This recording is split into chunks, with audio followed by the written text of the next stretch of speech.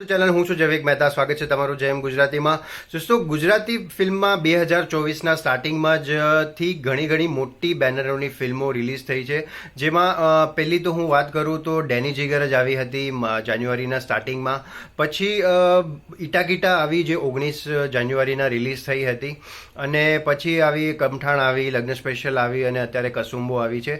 અને કાલે નાસુર પણ આવવાની છે.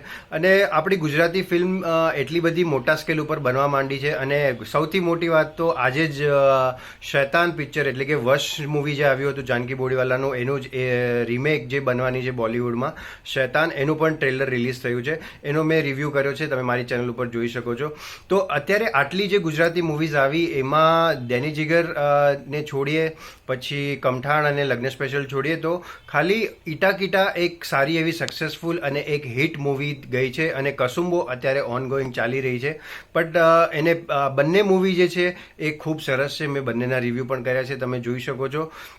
આ બંને મૂવી એટલે ઇટાકીટાની જે સ્ટોરી અને જે સિમ્પલ લાઈન છે, અને સૌથી મોટી વાત ઇટાકીટાની એ છે કે એમને જે રેન્ક મળ્યો છે બુક માય શોમાં 10/9 મળ્યો છે.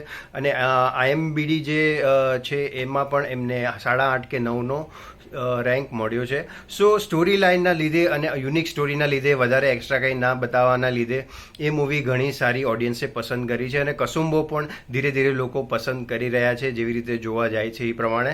સો આ બે મૂવી ગુજરાતીમાં ખૂબ સરસ આવી છે. બાકી તમને લોકોને કઈ મૂવી ગમી ગુજરાતીમાં એ કમેન્ટ કરીને જરૂરથી જણાવજો. અને વિડીયો સારો લાગ્યો હોય તો લાઈક જરૂર કરજો અને ચેનલને સબસ્ક્રાઈબ કરવાનું પણ ભૂલતા નહીં.